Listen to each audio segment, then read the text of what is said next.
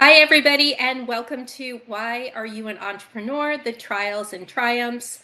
I'm Maureen Edwards with 8 Simple Steps, and you know the drill. And for those of you who are tuning in for the first time or watching the replay, this is where I bring you rockstar entrepreneurs every single week to share their journey, give you some words of wisdom, some best practices out there, and really to inspire you, because you are all rock stars if you are business owners out there trying to make it happen. So tonight is no exception, as usual, right? So I have Marie Perkins. She is the founder of Spotlight Print and Promo Solutions. So welcome, Marie. Thank you, Maureen. I'm happy to be here. I'm really happy to have you here. When I reached out to you, I was going through a bunch of entrepreneurs out there, and I noticed your business has been around for 6 years. And that was intriguing to me, working with so many entrepreneurs and knowing that 20% of people who start a business in their first year will fail, and up to like 50% by the 5-year mark. So when I see that somebody makes it past that point, I am like, you've got to be doing something right. So that's why I wanted to hear what's going right. But before I jump into that, what made you become a business owner? Tell me a little bit about your journey. I actually was at home for a very long time. After having my first set of twins, I decided to stay home. I already had my first child who was in school, but I wanted to stay home with the twins because obviously daycare is expensive. Right. So we decided, and having twins made it just doubly expensive. So I stayed home with them. And then about 3 years later, I found myself pregnant again with Oh, another set of twins. no way. Yeah. Do And twins run in the family? no, Obviously. no. No. Oh my So, gosh. and then the second set of twins, there were some complications with one of my sons. So any ideas of going back to work at that point went out the window because my focus needed to be elsewhere. So I was out of the workforce for a very long time, dabbled in some direct selling, doing some things on my own, crafts and whatnot. And so the journeys, progressed over the years. Mm-hmm. And then in 2016, my husband had actually been in the promotional products industry for a couple of years. He decided to get a full-time job. The company that he was doing independent work through did some reorganization. So we had a discussion and we decided that, we wanted to continue. We enjoyed doing what we were doing. We enjoyed our clients.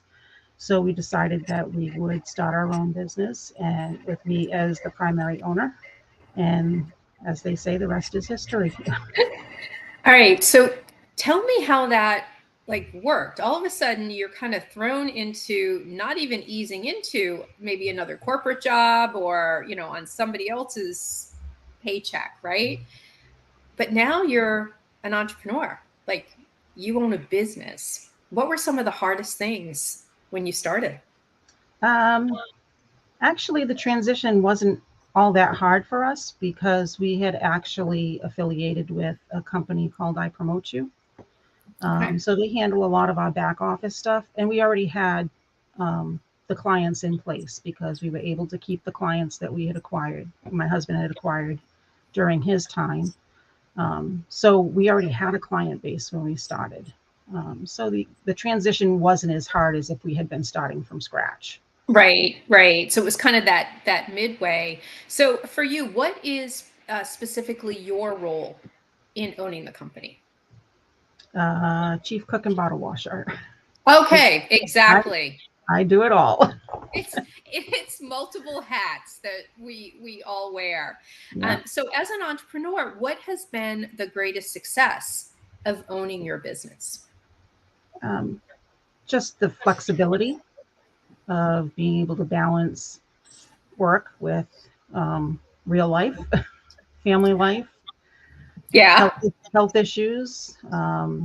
We have a great flexibility, and that's important for us. So, I hear that a lot, especially women who, have been moms or want to be moms, and they're like, how do I do this and still keep myself in the workforce, having my own thing? And I hear this all the time that moms, one, they make great entrepreneurs. I'm telling you, I've seen them. Um, but I think that's a real driving force for a lot of people. I've got to stay home with my kids. It's, they're first. And then having a business gives you that flexibility. Um, so, what have you found in your business to be the most challenging that you've had to overcome? I think just dealing with prospects who are looking just for the bottom dollar price, and not understanding the value that we bring to the table and how we can help them. Um, so we have to make the realization that, then they're not the client for us. Absolutely. Absolutely. And I think that's important where you say, you know what, we're not going to sell on price. That's not what we're here for. We're so much bigger than that, so much better than that. So, when COVID hit, tell me how that impacted your business, because I'm sure you do a lot of work for conferences and things like that. Yeah. How did you overcome the challenge of COVID? Well, I mean, you're exactly right about, that it was challenging because our industry is very event focused.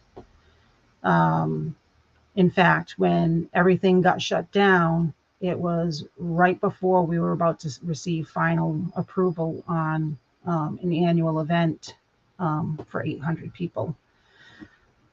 Oh, And wow. so that was a big hit for us. And then, because it progressed, we had another major event that wound up not happening. So we took a big hit that year.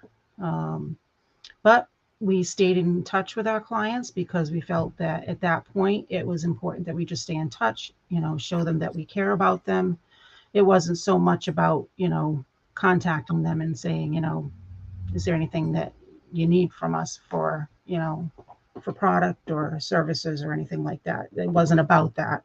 It was about, the relationship with the clients. And I think that helped us survive because as things started to come back, you know, they started calling again and we were able to find, other ways to adapt.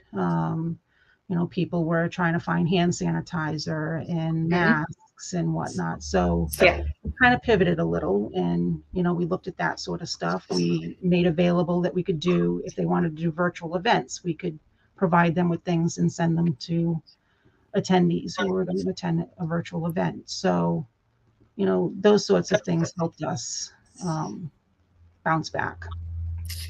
You know what I love about what you said is that you nurtured the customers who were your clients, who were right there in front of you. And it was authentic and pure and caring about them. Not just let me sell you a product so that I can bring some income in, because they probably didn't need really anything at that moment and they were trying to figure it out. But do you know the statistics had come out that when people did exactly what you did and just focused on their clientele and the clientele's well-being, they actually survived the pandemic more than the people who were feverishly running around for another prospect and trying to get out there and trying to push people. People who just hunkered down and really focused on who already know, like, trust, and are loyal to you, they're the ones who survived. So what you said here was super important for people to nurture the ones who love you instead of running around sometimes, spending Right. more time prospecting. And I also like how you pivoted. I mean, all those virtual events. So tell me, how did you use your products? Because it's print, it's promo, it's branded products. If somebody's at a virtual conference, what would they need from you for that? Um, Pretty much the same types of product. We could send them notebooks and pens, and um, we could do custom packaging and send it in a package. It would work for employees who were now working from home, for those companies that could work from home, just as a morale boost, from working from home, and get them things that they could put on their home, in their home office, or use, in their kitchen or something like that. Um, but it was also using that custom packaging that was a big plus, because somebody's getting a gift in the mail, they get excited. Oh, they So do. Yeah. So I did a whole gifting uh, promo for a company I was brought in to do a turnaround strategy. And all of our conferences got canceled, but we were a hand sanitizer company and a bleach wipe company. So who knew that those products were going to be in such demand? And I remember when all the conferences got canceled, we put together those care packages of the registrants, with cookies, with the hand sanitizer, with the bleach wipes, exactly like what you're talking about. And it wasn't, here, we're going to sell you all our products, right? We care enough about you that we're thinking about you. And you're right, they love getting stuff in the mail. People don't realize that direct mail is huge, right. and people don't use it. And we even did some self promos where we donated product to our local fire department and police department, because they were collecting hand sanitizer for the officers and the firefighters to have on hand for themselves. So we donated a lot of product towards that as well, to Right, give back to the community. right. So tell me where you focus on reaching your ideal client. Is there a certain social media platform that works really well for you, or are there other marketing campaigns that you use that work really well? We use some direct mail marketing. Mm-hmm. Um, it's dimensional, so it'll be packaging. There'll be a print component in there, and some sort of product to go with it, with Okay. creative content, call to action, to kind of get the word out there, and then we can use that as our foot in the door, so to speak, as opposed to your typical cold calling, because nobody likes, a lot of people don't like the cold calling, or no solicitation signs. This is a way Right. in the door. It's something different. It's going to stand out from any other piece of mail, because there's some bulk to it, and it gives us a way to follow up a few days later and make the connection and set up a meeting and talk with them and learn more about their company. Oh my gosh, I am so loving this. So for people out there who have products, uh, or demonstrating, what you can produce, what a great idea to reach out to the businesses that you've identified are definitely people who are ideal for us, that we could really provide a solution for, and send a really cool direct mail care package. I will tell you, direct mail is not used very often, but when you use it right, you're right. You are going to stand out from the competition who's calling them on the phone, Right. right? Who's sending them an email. I mean, and they get to try the goods, right? They actually get to Right. see what you do without maybe even taking a risk, right? Right. So that's awesome. Have you had good results with it? We have. Yeah. Yeah. And so do you do it just for local, or do you send these out nationally? Most of it is fairly local, Okay. but we do work with clients across the country. So um, we've just not necessarily sent them out outside of the New England area. Right. Right. So, what do you think is the hardest thing that happens with entrepreneurs who start businesses today? So many of them don't survive, and you've been around for 6 years. I think part of it comes down to mindset, um, believing in yourself, and just sticking with it. And if something isn't working, it's not necessarily a failure. It's just a way to find another way to do something. So, and always to keep learning, and being open um, to learning, because we never will know it all. No, we won't. And I love the fact that I think you are definitely the type of person who is always trying to learning. I was looking at all the certifications that you have made an effort to go about and learn more and become certified.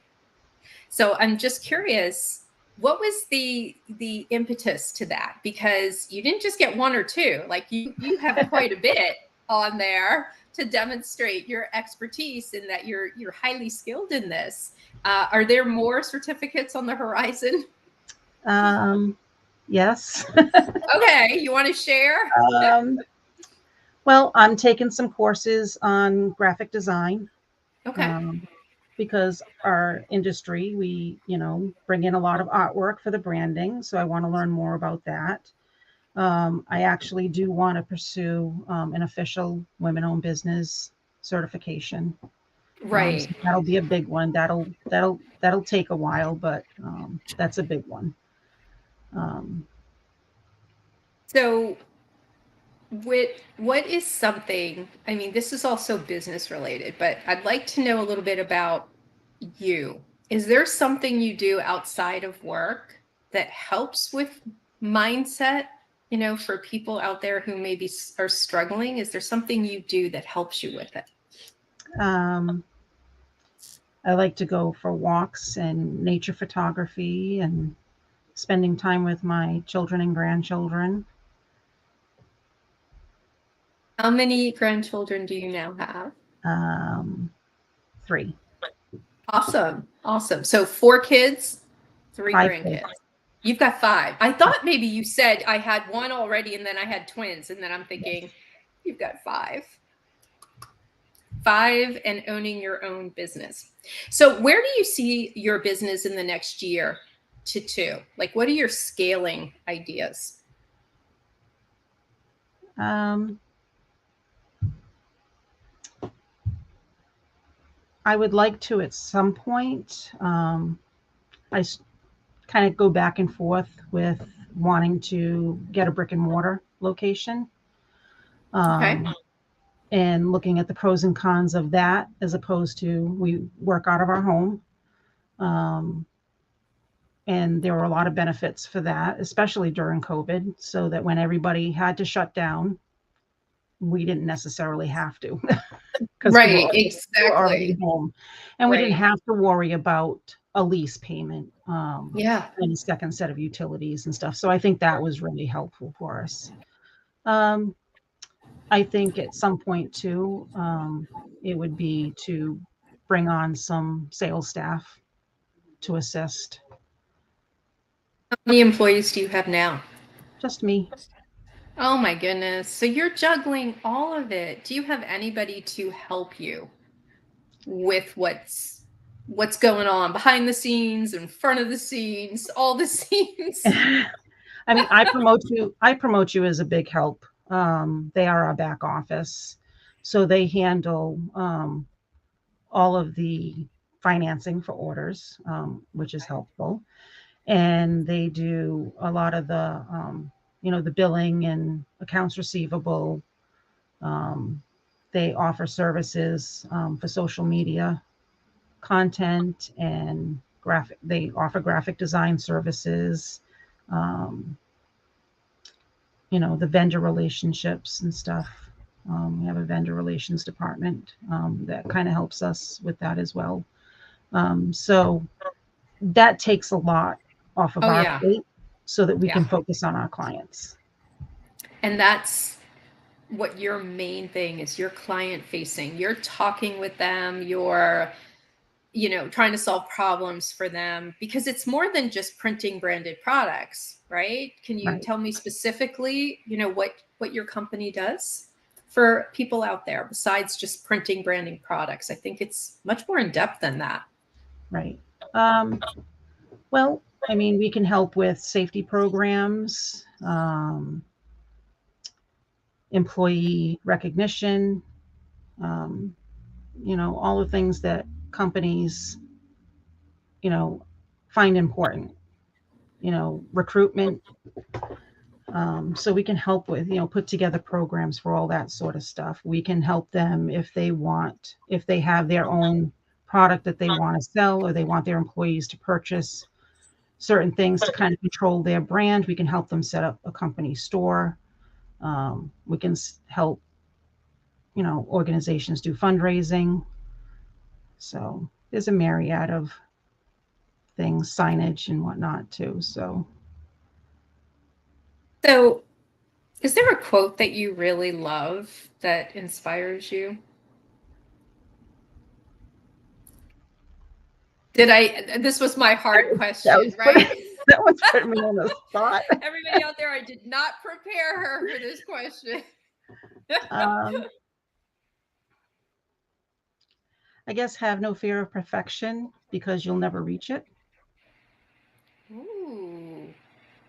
I always say perfection is the enemy of done, right? We don't get anything done. So it's exactly like what you're saying. Can you say it again? Have no fear of perfection because you will never reach it. Awesome. Everybody out there, did you hear that? I'd like for you to tell everybody out there just your final words of wisdom as an entrepreneur for those out there who maybe are struggling a little bit with it, having to overcome some obstacles. What would you say to them? Well, don't give up.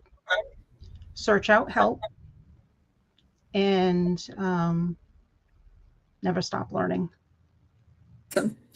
All right. So where can people get a hold of you if they need print products, marketing solutions, promotion?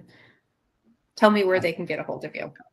Well, they can contact us through our website at spotlightprintandpromosolutions.com. We're on Facebook, LinkedIn, Twitter, and Instagram. Oh my gosh, you're across the board. All right. And we have a YouTube channel, which is in its infancy stage. Okay, but this is going to be the first video that's going on it. Yes. Right? Yes. You're putting this on your YouTube channel. Absolutely.